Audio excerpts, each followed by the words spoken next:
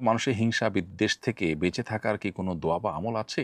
মানুষের হিংসা বিদ্বেষের ক্ষতি থেকে বেঁচে থাকার জন্য আপনি সূরায়ে হাসাদ পড়বেন, সূরায়ে ফালাক পড়বেন। কুল আউযু বিরাব্বিল ফালাক মিন শাররি মা খালাক ওয়া মিন শাররি গাসিকিন ইযা ওয়াকাব ওয়া মিন শাররি নাফাসাতি ফিল উকাদ ওয়া মিন শাররি হাসিদিন ইযা হাসাদ। এই যে শেষ আয়াতে আল্লাহ রাব্বুল আলামিন বলেছেন ওয়া মিন শাররি হাসিদিন ইযা হাসাদ, হিংসুক যখন হিংসা করে তখন তার হিংসা থেকে আমি আপনার কাছে পানাহ চাই আল্লাহ।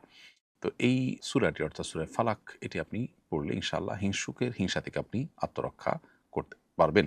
এর বাইরে সকাল সন্ধ্যার যে দোয়াগুলো আছে সেগুলো যদি আপনি পড়েন নিয়মিত, ইনশাআল্লাহ রক্ষা কবচ দোয়াগুলোর মাধ্যমে আল্লাহ রাব্বুল আলামিন আপনাকে হিংসুকের হিংসা থেকে হেফাজতে করে রাখবেন এবং তার ক্ষয়ক্ষতি থেকে আল্লাহ তাআলা রক্ষা করবেন। তো সিজদার আয়াত পাঠ করে সিজদা না করে কি সামনে কোরআন পড়তে পারবো? উত্তর হলো তেলাওয়াতে সিজদা তেলাওয়াত করার পর সিজদার আয়াত সিজদার সাথে, সাথে দেওয়াটা আবশ্যক নয়। তবে সাথে, সাথে দেওয়াটা উত্তম।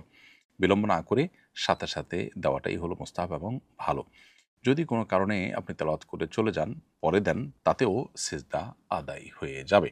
একই আমল একাধিক নিয়তে করা যাবে কিনা? যেমন আইয়ামে বীজের রোজা রেখে মায়ের ইসারে সওয়াবেরও উদ্দেশ্য। একই আমল একাধিক নিয়তে করা যায় শর্ত সাপেক্ষে।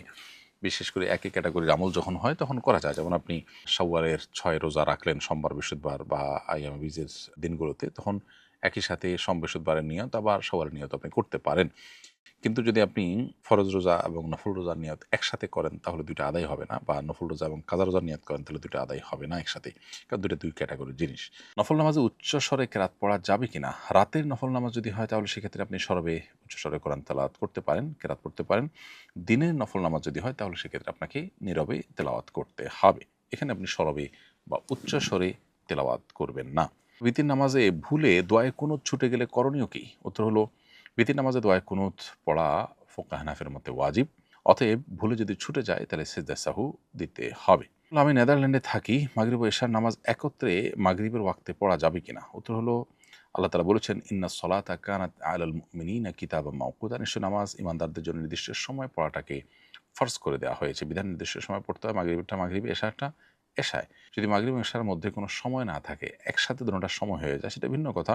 কোনো দেশে যদি এরকম অবস্থা থাকে যে ওয়াক্ত ২ ওয়াক্ত রাকাত নামাজ পড়ার কোনো ওয়াক্ত নাই তাহলে ভিন্ন কথা। কিন্তু যদি সামান্যতম ওয়াক্তও থাকে তাহলে ওয়াক্তেরটা ওয়াক্তের মধ্যেই আদায় করাটাই হলো নির্দেশিত।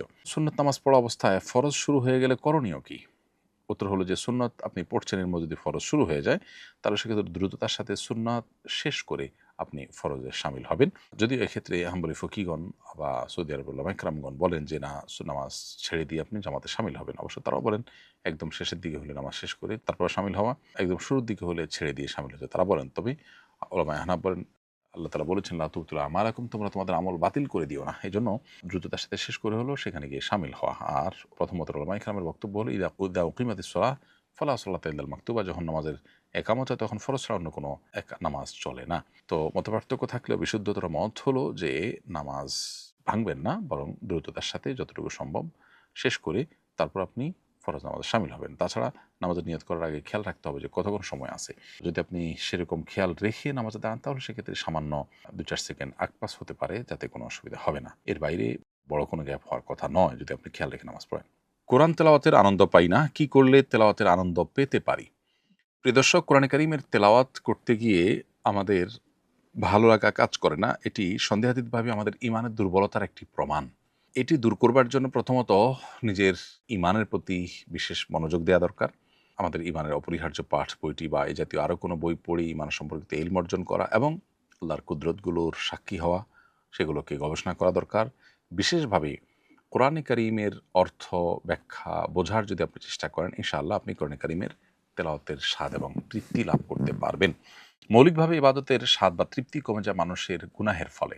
বিধায় গুনাহ থেকে বেঁচে থাকার চেষ্টাও আমাদের বিশেষভাবে করতে হবে এবং তৃপ্তি লাগুক বা না লাগুক নিজের মনের বিরুদ্ধে চলার মতো মানসিকতা আমাদের মধ্যে তৈরি করতে হবে। আমার মন কোনো কিছু পছন্দ করলে আমি করব, ভালো না লাগলে আমি করব না। এটা হলো প্রবৃত্তির পূজা, এটা আল্লাহর গোলামি বা দাসত্ব হয় না। একজন মানুষ নিজের প্রবৃত্তির পূজা করে সে কখনো দুনিয়া বা আখেরাত কোথাও সে সুখী হতে পারে না। এজন্য নিজের প্রবৃত্তি বা নিজের কুপ্রবৃত্তি, নিজের মনের যে অন্যায় চাওয়া আছে সেগুলোর অনুকরণ করা যাবে না, বরং সেগুলোর বিরুদ্ধে আমাদেরকে আত্মসংগ্রাম চালাতে হবে। পরিবারকে সাথে নিয়ে গৃহাভ্যন্তরে নামাজ আদায়ের ক্ষেত্রে নারী একামত দিতে পারবে কিনা?